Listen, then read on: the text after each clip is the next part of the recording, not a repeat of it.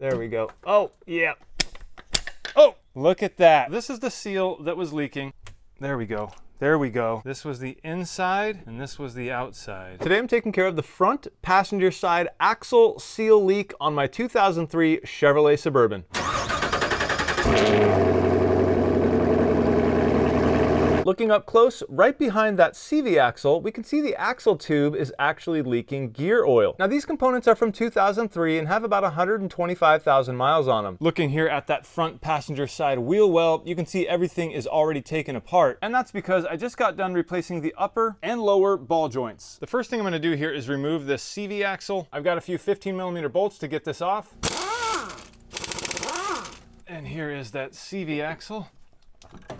Okay, and you can see just how wet it actually is. And here's the mating surface of the internal axle that the CV shaft bolted up to. Even inside of there, it's wet. Now underneath and behind the axle, we have this four-wheel drive actuator. This actuator has this plug at the end I have to remove. There's also this clip right here I'll have to loosen. So the wiring for that connector is now free. And now taking a look at this axle tube, going back, we can see here the bolts we're gonna have to remove. And then I'll have these last two nuts I'll have to remove. Not sure how tight these are gonna be. Oh, not bad.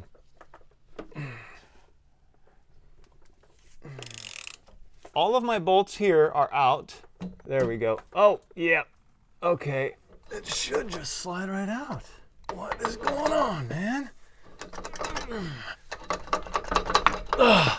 Here is that output shaft and tube. This is the side that bolted up to the diff. Here's the actuator, which goes up here. I'll take this spring off, and you can see this fork that moves this gear. We'll take that off. There's also a washer here.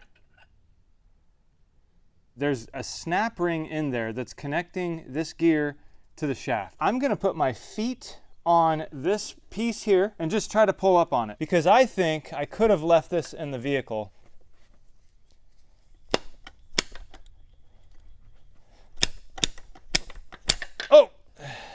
Look at that. Looking up close inside of this gear, this is the bottom, the side that was towards the tube. You can see that snap ring in there, and it moves around. It is too small for the hole, and that's how it keeps everything together. But when you're forcing it like you just saw me doing, the snap ring will expand, of course, and that's how this gear was able to come off of here. So my suspicion was, after all my research, that I probably could have left this fully attached, not even touched this tube. I think I could have easily put a slide hammer on here and just slid this thing right out. But of course, I have to do it the hard way. Now, I'm not 100% that it would be possible to take this shaft out without removing this tube. It's just that with a snap ring like this, I feel like that's the way they designed it, so you could pull this shaft out without having to remove the tube. I'm going to use this seal puller.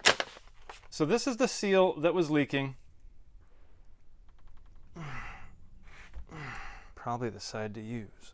There we go. There we go. Yes! And that's what that looks like. This was the inside and this was the outside. And here is that inside of that axle tube.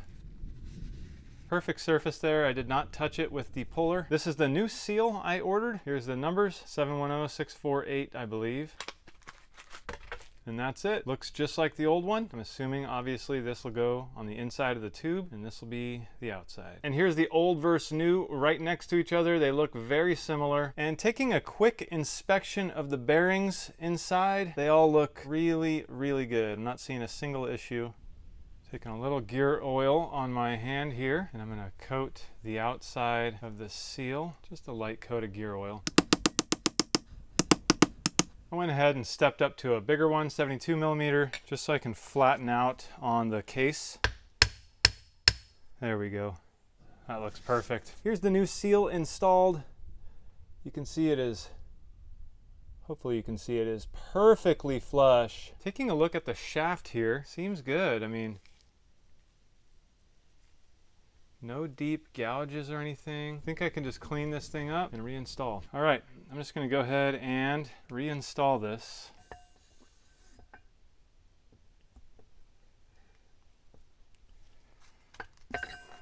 That is a tight fit. I'm actually gonna rub some gear oil on the shaft down here just to help it seat. Gear oil rubbed on the bottom there. Also gonna rub some gear oil on the inner seal. Ooh, Yikes. So the shaft is in, and the next thing to go is this kind of tabbed washer. So I'm gonna guess that this side with more of the darker material rubbed off on the edges is probably the side that went up like that. And this side of the gear is what rubbed off some of that darker material on there. So of course we're dealing with that same C-clip. I'm just gonna center it there, put a socket on there, and just drive it in. And that's it. Thank you, Lord. All right, next I'm going to mate this gear. Oh, there we go. And then the spring just goes on there. And the last thing we have is this washer. It is a perfectly flat washer. All right, we're all put back together. I've cleaned this machined aluminum surface with rubbing alcohol. I also cleaned the surface on the diff side with rubbing alcohol. I'm cleaning up the threads here. This is an M10 by 1.5. I'm just running it down by hand.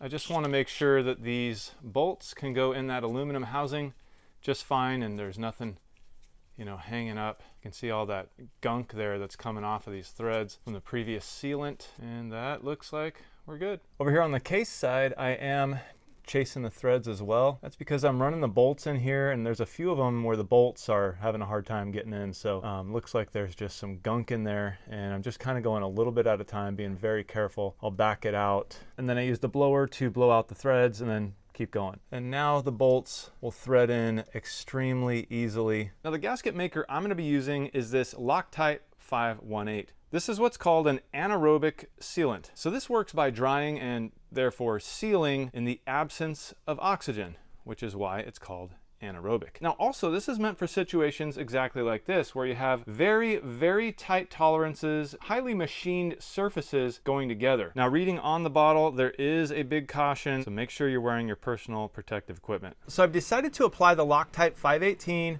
on the case side. For some reason, it seems easier to have it on the case side and bring the tube up to it. So that's what I'm gonna do. And I also have a fan running in the background, running over me to bring the fumes away, because it specifically says on here, do not breathe the fumes. Kind of hard to press.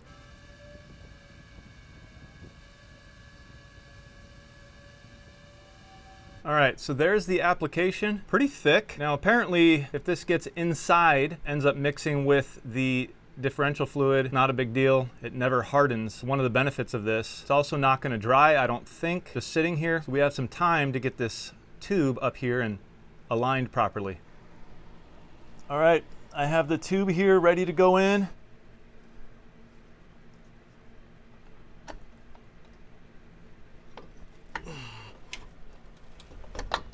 Okay, I think we are now.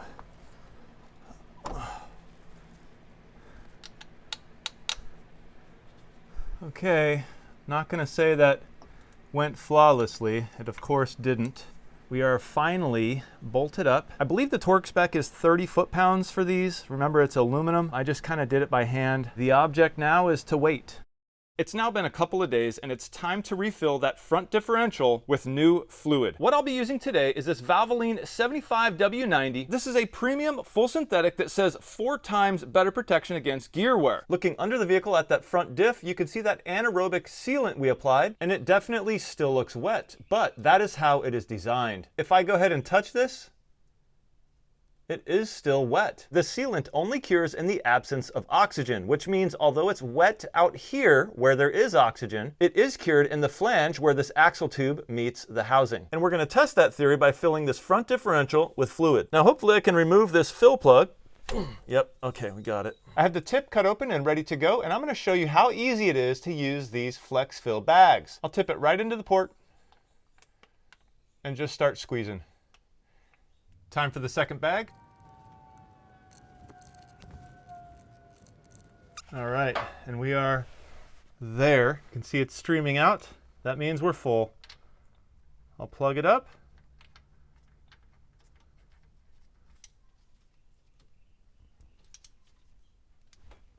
Well, the work's been done. at least to the passenger side of this 2003 Chevrolet Suburban.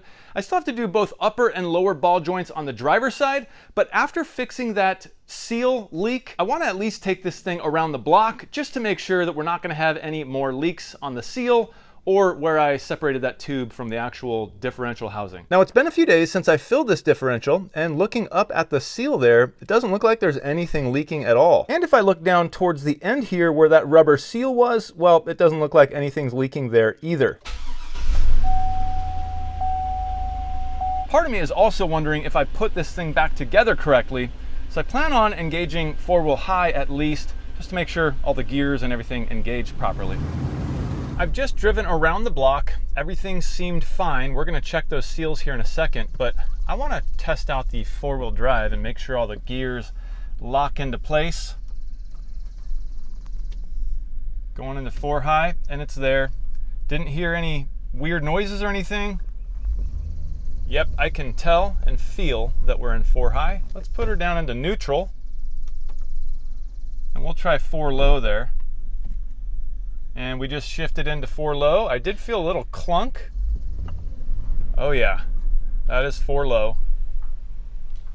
Well, just back from that drive, looking up at the front diff, I don't see any sort of leaking whatsoever. And then looking over to the axle tube seal, I'm not seeing anything leaking here either. Well, gosh, guys, I know that was a short drive, but there has been diff fluid in that front diff for days now. And we just drove it around the block, and there's nothing leaking. That anaerobic sealant does seem to be doing its job. So I hope you enjoyed this video. I hope you got something out of it. If you did, please don't forget to hit that thumbs up. It really helps this video and the whole channel. And also, if you've watched this far and you're not a subscriber, consider subscribing. Hey, also, if you want to see the short videos I made regarding the ball joints on this passenger side, I will link those down below. Anyways, I am Jimmy with One Road, and I will see you in the next one.